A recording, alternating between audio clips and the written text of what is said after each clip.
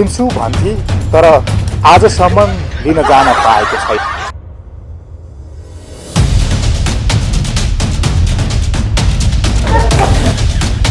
तिमी बिना एक पल पनि सास फेर्न सक्दिन भन्थे कसलाई भनिछे भनेको त आफ्नै नाकलाई पो रह्यो। जय विजय।